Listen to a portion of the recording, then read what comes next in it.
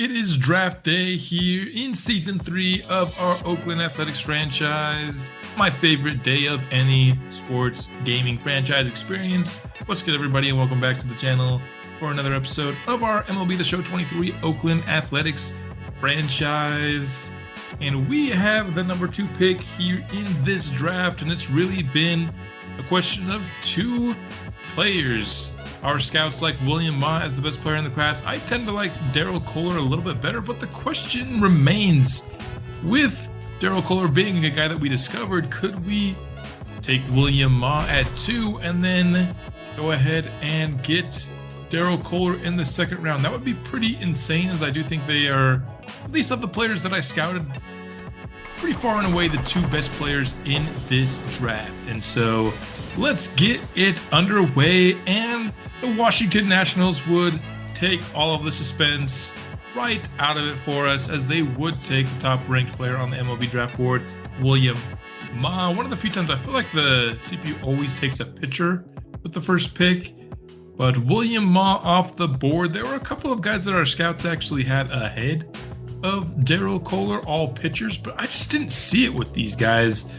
Daryl Kohler, to me, maybe it wasn't going to be the best power bat ever, but other than speed, was going to be at least above average in every part of his game. And so, to me, awesome job of discovery by our scouts, and he would be the pick.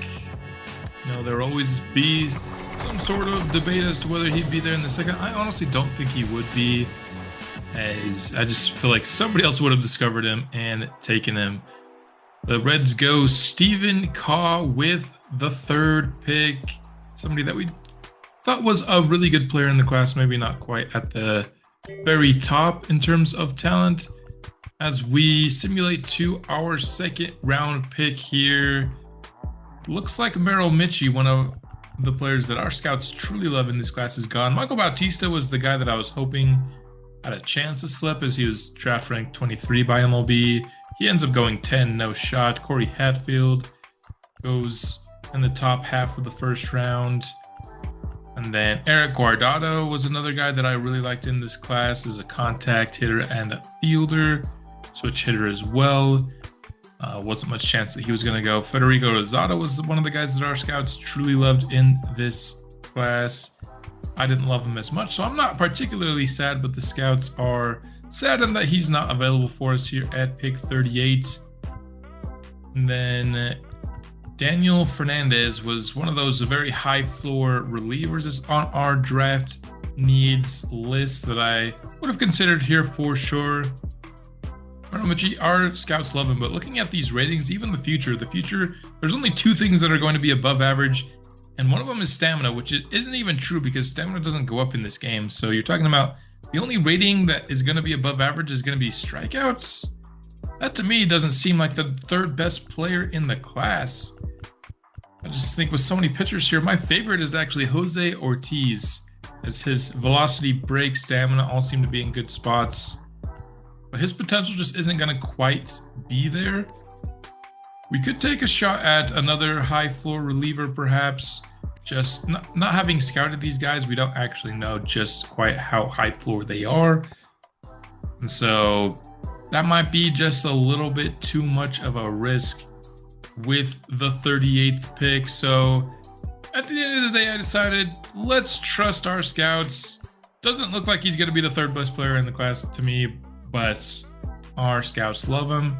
And, we pay them a lot of money to do their job, so let's trust them here with one of our picks. But if we're going to trust them, we're going to take also the guy that I like for myself. Yes, he's going to have to come in at the high end in order for his potential to be anything good. He's got a good chance of being just a C potential player, but I really like where his ratings are going to start out as.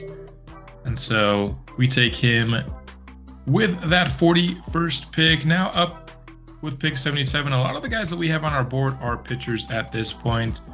Our options, if we wanted to get a second position player, are really, really low. There's only 2 left on my draft queue. Johnny Trailer and Guillermo Castillo. I did like Guillermo Castillo as another guy who maybe doesn't have the biggest ceiling, but I think he's going to be good now.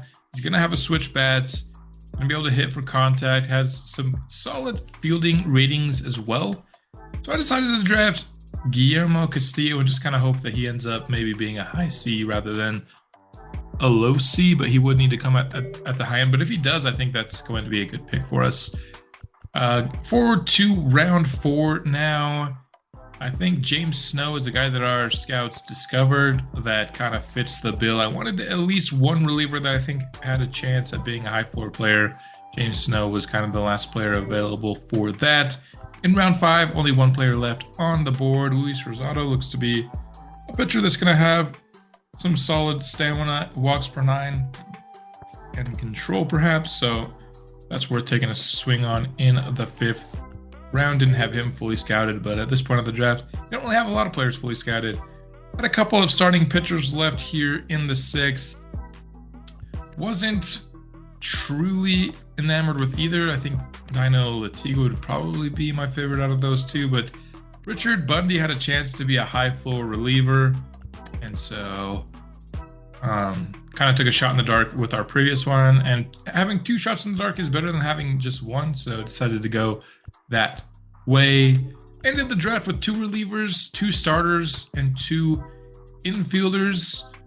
So yes, both play first base. First base happens to be, I think, the one position that we have the least, in terms of future prospects. So I wasn't mad at that. And then also the fact that if Derek Kohler ends up on the top end of his speed, I think his fielding is going to be to the point where he'll probably end up actually playing third for us. So that was our draft. I don't think it's going to be quite as good as the year 2 draft. I just don't think that the draft class was as strong. But let's now turn towards a little bit of All-Star Weekend, something I haven't covered at all in the series up to this date. I don't really know how much people want it to be covered, but I thought I'd at least give it a little bit of shine here. In this draft episode is kind of the middle piece between us drafting and then us signing our players.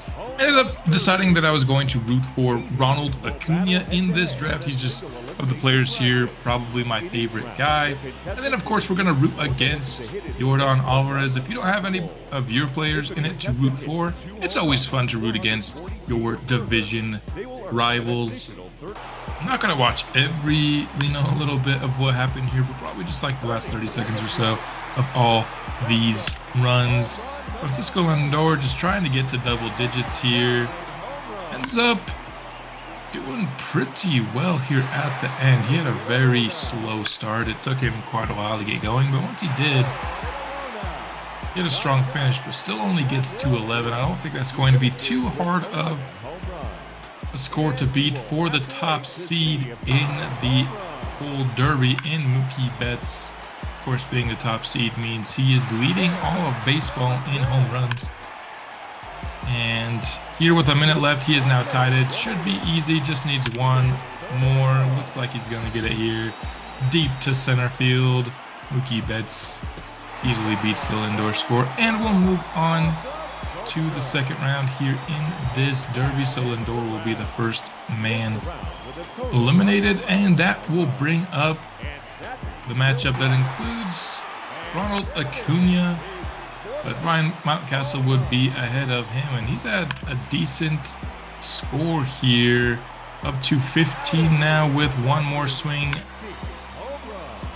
And this one will be back and gone, so a score of 16 is going to be tough for our boy Ronald Acuna. He definitely has the ability.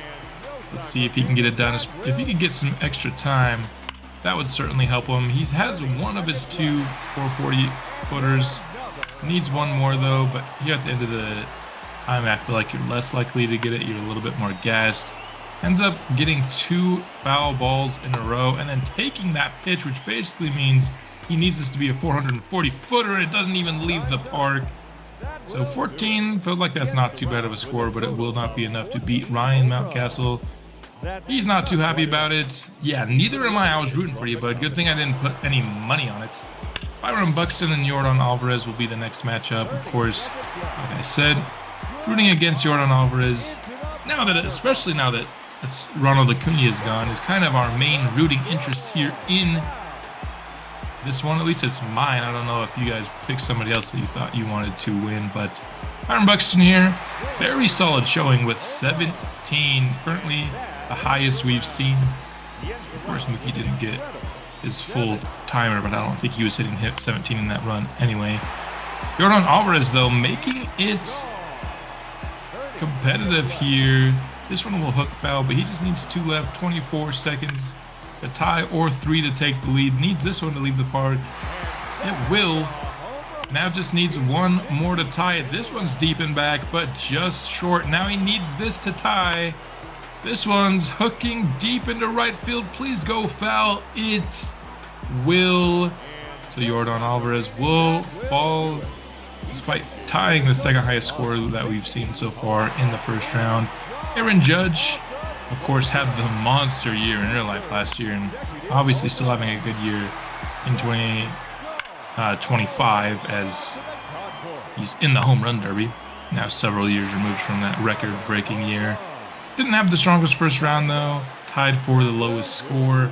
Bringing up Austin Riley, who, much like Mookie Betts, has a low bar to cross to reach the second round.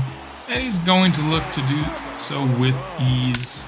This one's deep and back and will leave the park. So with over a minute left, Austin Riley will advance to the next round, beating out Aaron Judge. Mountcastle here got his 30 seconds bonus time, so we'll see bonus time here. Getting up near 20, which would crush really the highest score that we've seen so far of 17. And of course, even had more than 17 before he even got to the 30 seconds bonus time. So he's going to give Mookie Betts a real run for his money. Without getting that extra bonus time, I don't think he had a chance. But Mookie would come through and get that bonus time, coming through in the clutch. And the top seed now has a chance here. Needs 2 more at least to tie or 3 to win. I think that foul ball really took out his chances to win, but that one will just be fair. Needs this one to go deep and back and gone, and it will. So now will be a 1-minute showdown between Mountcastle and Betts. Mountcastle here with the last 10 seconds of this 1-minute session. He ends up with 6, which is another very strong score. Ryan Mountcastle has been very consistently good, and Mookie just will not have a chance at matching him here. He'll end up with 4. Mountcastle will advance to the final. Now Byron Buxton here had the best score of the first round, but here in round 2, looks like he had to give it his all to get that 17 because my boy was looking gassed out there. Ends up getting double digits, and still though the lowest score we've seen so far with 10. And so looks like Austin Riley's going to get all the way to the championship without even being tested. He hasn't even gotten inside of a minute in his first 2 rounds here. Could him being a little bit more fresh help him in his showdown against Ryan Mountcastle, who's been honestly really good? And he continues here. We'll watch a little bit more here of the championship round. Mountcastle here has already earned his bonus time, already up near 16 as well. So this dude has not had a bad round at any point. It looks like he's starting to lose some steam though, as a lot of these are falling just short. He'll probably use a couple more safety runs to really feel confident in his ability to beat Austin Riley. Though, like I said, we haven't really seen much of what Austin Riley can do because he hasn't really been challenged up to this point yet. But here in bonus time, can we get 1 more from Ryan Mountcastle? He'll end it off with a strong note. 18 is a very competitive score to beat, and it will force Austin Riley to actually try for the first time in this derby. And he has already earned the 30 seconds bonus time as well. And with that, he's got a good chance to beat Mountcastle, who's looked honestly fairly unstoppable to this point in the derby. And with 20 seconds left to go before the bonus time even starts, he's only down 2 here. Now just needs one to at least tie and force a showdown, though. Mountcastle has already shown that he can beat somebody in a showdown in this derby. Ties it, and he's still got the 30 seconds of bonus time remaining, and he will not even need much of it at all, as the first hit in bonus time will give him the home run derby championship. Go ahead and see him getting hypes with everybody but his teammates. So we picked the wrong player, picked the right team. I'm going to go ahead and give myself half a win on that one. See him lifting up that home run derby trophy. And wasn't really challenged until the third round, but when he was, he stepped up to it. So congrats to him. Now let's go ahead and take a look at the All-Star voting, just see where we had some guys. Nobody from starting pitcher. I'm like only half surprised about that. Nobody's been great, but we've had a lot of like just really solid pitchers this year, it feels like. Zach Jackson is the second best reliever. We previewed him, of course, last episode before the draft. He's gotten even better in the, he did in the month of June that we simulated since I last showed their stats. Under 2 ERA, under 1 WHIP is fantastic for him. And nobody really at closer, catcher, or first, but Gleyber Torres will make an appearance with the 4th highest votes at second base. That feels about right. Ian Happ is second place in third base voting, and he will end up being our All-Star. Because he didn't start, we couldn't player lock him, so we didn't end up actually playing the All-Star game. Bobby Witt was also second place for shortstop. He didn't make the All-Star team though. Boyce McDermott was top 5 in voting for left field. Center field, we didn't have anybody. From Reyes ends up being 5th, and then Ramon Laureano deep down the board there, seen on the screen as well, having a pretty solid year. So there's the All-Star voting again. Ian Happ was our lone All-Star, and he didn't start, so I couldn't, player lock him or anything. Tried to find the box score, but it wouldn't let me see the box score for the All-Star game for some reason. So I guess we'll never know what Ian Happ did in the All-Star game. Let's start trying to sign some picks. Number 2 overall pick, Daryl Kohler declines, even though his signing motivation is draft position, and we literally drafted him 2nd overall. He had interest in the 70s, and I offered him more than what he's asking. How does he not accept that? What do you want me to do, my guy? Guillermo Castillo, his other position mate, I guess you could say, ends up signing with us in the first session. But let's continue to try to sign some of our high draft picks here. We'll go with Merrill Mitchie as well. 58% interest. Knew that one wasn't for sure going to go through, but it was above what he's asking for. A lot of these guys are getting greedy. Even Jose Ortiz got him an interest level that brought him into the 70s, and he's saying no. What is going on? I feel like signing draft picks usually isn't this hard. Let's go again here in a different session. Merrill Mitchie declines again. What is going on with that loser? Jose Ortiz will sign with us. We'll try Daryl Kohler again. Try him for 6.9. He says yes. So it looks like everybody except for Merrill Mitchie is starting to wise up a little bit and just sign with the team. We're offering them more than their demand, and their interest is high, yet they continue to say no. Merrill Mitchie declines again. What is up with this dude? He's acting like a total beezy. But Luis Rosado would decline. We've got 3 guys left. Half of our class is signed. Wanted to get some scouting on Bunny, but just decided to offer him instead, just because that will give us more interest per week on the 2 guys if we only have 2 of the 3 slots full. So Merrill Mitchie eventually says yes, as does Luis Rosado. And with plenty of time, 12 days, like you see, until the deadline, we got everybody signed.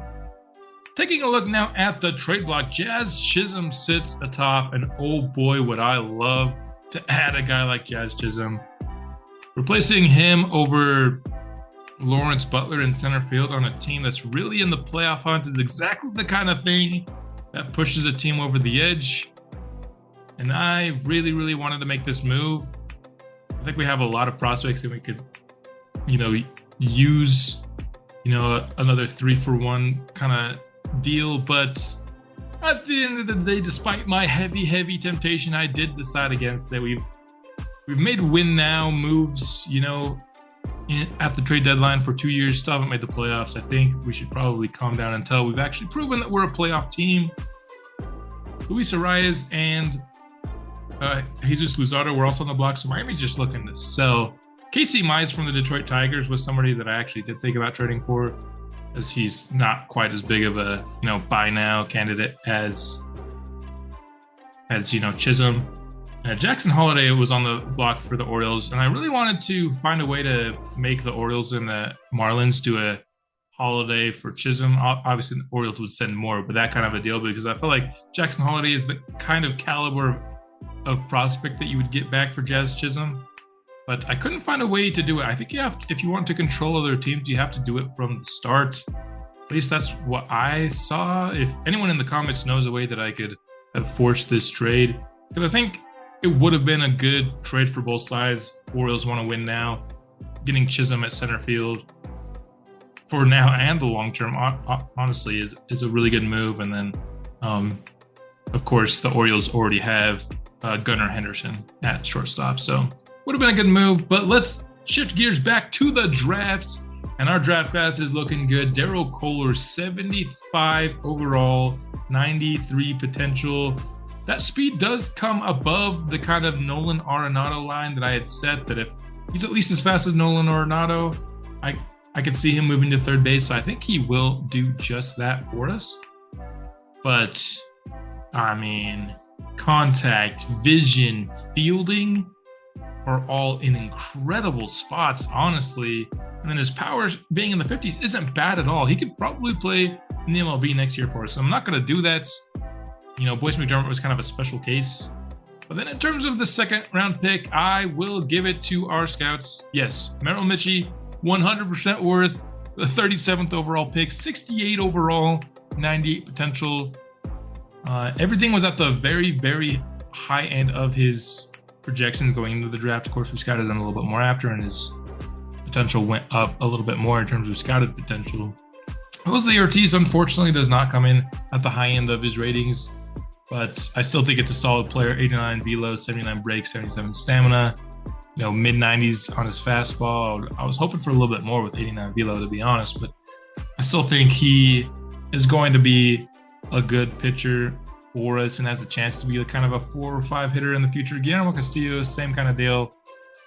Would love for that to have come, at a higher end, maybe at least be a mid-C potential, maybe even high, but ends up being low-C potential. I think he still has a chance to maybe be like a backup corner infielder kind of role for us in the future. If not, he's just going to be an awesome AAA hitter, for his career, which obviously isn't what you want with a draft pick, but, not everything's going to be a hit. James Snow, velocity break look really good. That's kind of the reliever that I was looking for. Somebody in the 60s. Of course, he's only 60, but with at least mid-C potential. So I'm happy with that pick. Luis Rosado looks pretty solid as well. And then Richard Bundy was a miss, but we're talking about the 6th round. So I'm fine with missing on a reliever in the 6th round.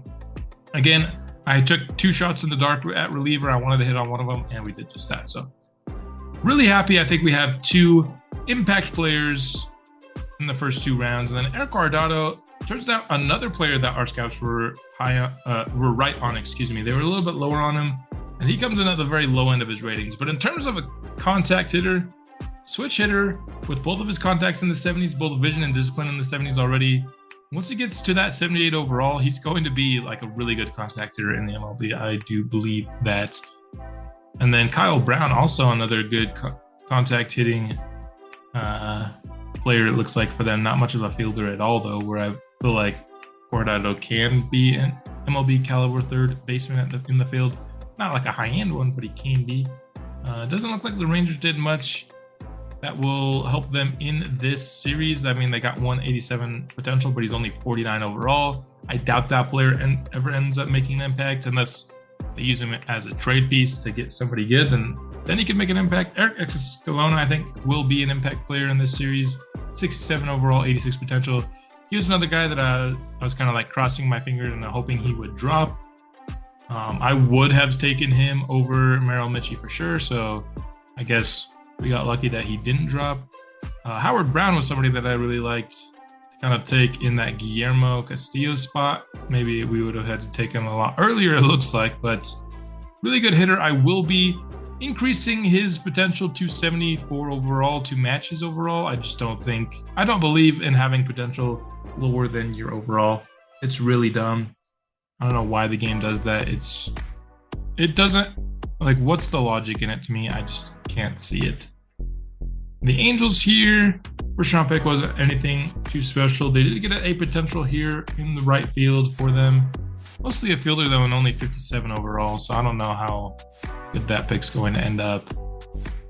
So I think the Mariners got a player that will probably make an impact in this series, as did the Astros with a pitcher, but I think that's kind of it. So I think we definitely have the best draft in our division at least. Daniel Fernandez ends up being kind of just what I wanted, the high floor reliever, 40-71 overall. Doesn't have a ton of potential, but he's ready to come in and make his MLB debut in short order. So I think that's a solid pick there by Miami. Not going to be some incredible reliever, but certainly going to be an MLB caliber one. Fernando Cisneros looks to be a good fielder with power there at third base. Pretty solid pick for them, I might say. Brandon Singh, I would never pick a closer in the first round, but it looks to be a really good closer. 60 overall and 80 potential is not bad at all there. Mostly a fielding shortstop and a base runner though. William Ma to the Nationals ends up being a 72 overall with 89 potential. Again, that arm is terrible. It is truly awful. And then other than that, I think ratings are a little bit pretty similar. Darryl Kohler is a better fielder, but William Ma is still a good pick. But I feel good about having Darryl Kohler ahead of William Ma, even though our scouts liked Ma more. Now Stephen Kaw, he has 99 velocity. Still only reaching 97. I feel like that should be 99, but hey, that's just me. 85 potential. Still think that's a really good pick there by the Reds. Rest of their drafts. A couple of picks that didn't look too bad there. Joe Norman, gonna be a good contact hitter. He's never gonna be a good fielder though. Switch hitter, solid pick, I guess. Although I don't know is he playing DH? If he's playing DH, I feel like you want more power. Otto Caruso was on our board, 95 stamina. That guy's gonna be pitching some complete games. Other stuff needs some work though. Small, oh my goodness, Saul Smooth is an A+ name. And he's 97 potential. I don't care that he's 53 overall. That's an A+ pick. In the 6th round, getting a dude named Saul Smooth. And then here with the Diamondbacks, Corey Hatfield. Yeah, he's good. He's pretty good. I think I was correct in having him a tier below. Okay, our scouts ranking all these pitchers ahead of Darryl Kohler, and it just wasn't true. Alan Land, 90 break, 87 stamina with 73 velocity. Not bad. Again, another just C potential guy, but I wouldn't mind that pick at all. Cliff Smoke is another awesome name, 88 potential as well. And then solid draft, I guess, here by the Rockies. Nothing too special. Overall, it's looking like our draft is going to be as good as it gets. I'm not seeing just a ton of steals in this draft. And like I said, I just didn't think there was that many available compared to last year where our first 4 picks were all A potential. That was going to be a draft that was going to be tough to live up to anyway. Federico Rosado was also a guy that our scouts said was better than Darryl Kohler. I was trying to give our scouts credit that, hey, they were pegging this draft right, but some of these pitchers they had ahead of Darryl Kohler is just straight up wrong. Yankees had a pretty solid draft here. I'd probably put them towards the top, although a lot of these guys have low overalls, so maybe not. I don't know. Luis Sandoval I had on my board. Felipe Lopez is not a terrible pick. Michael Bautista, he was somebody that I really liked in this class. Not much of a fielder. Oh my goodness, 95 speed, 93 steal, 95 base running aggressiveness. Gonna be one of the best contact guys and then get on the base and just steal a bag, guys, in the entire league. That's awesome. Probably now my favorite non-athletic pick in the draft. Oh, he is really athletic, if you get what I mean, but non-Oakland Athletic, I should say. But I really like that pick. James, would have been solid. Still probably a lower floor than I would have wanted. I wanted some relievers that could come and play for us quick. Darren Gilbert, at starting pitcher for the Twins, into Doug Hanna. Okay. Yeah, this guy was the best pitcher in the draft for sure, man. So, yeah, this guy takes it over Hatfield. I just didn't scout this guy, but if I had, this is the pitcher that was actually on the same tier as the two position players, Mott and Kohler at the top of this draft, and then Doug Hanna, the second best reliever after that Philadelphia pick. So I'd probably give the Twins, I think, my second favorite draft here in the league, behind still probably ours, because we got a starting pitcher and a first baseman. So yeah, I think this draft compared to the rest of the league was really, really good. Was able to accomplish a lot of the things that I wanted to do in this draft. Our scouts were mostly good. There's a couple spots where I thought they missed the mark, but that's all I have for this episode. We sped through the last 2 months, June and July, but we will be slowing down a lot more for the last 2 months as we are in playoff contention. But that's all I have for this episode. I will be back soon with another, and I will see you then.